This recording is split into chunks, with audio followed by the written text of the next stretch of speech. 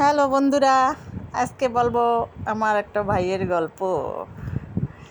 বড় ভাই আমাদের সবাইকে না বলে বিদেশ যাওয়ার প্ল্যান করে।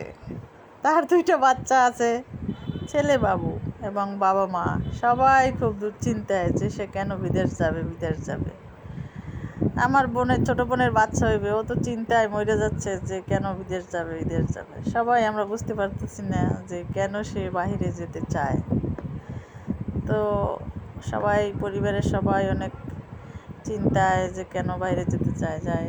তারপরও সে যাওয়ার পরে অনেক ভিডিও দেখাইলো যে অনেক সুন্দর, এমনিতে ঘুরতে আসছি, একটু ফ্রেশ, মানে মাইন্ড ফ্রেশের জন্য ভালো কথা, ঘুরে টুরে আসছে।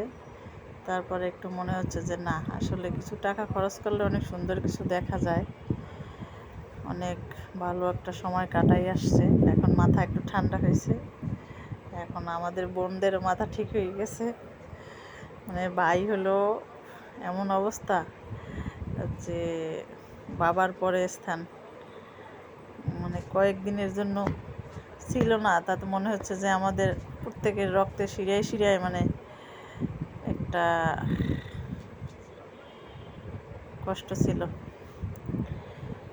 তারপরে আসছে, এরপরে এখন ভালো লাগতেছে। অনেকগুলো চকলেট নিয়ে আসছে, আর অনেক কেনাকাটা করছে, আমাদের সবাইকে দিছে, আমরা অনেক খুশি। যাই হোক, ভাই তো ভাই হয়, এর কোনো বিকল্প নাই। সব ভাইরা ভালো থাকুক।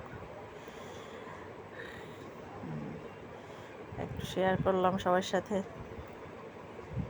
ভালো লাগার মুহূর্ত।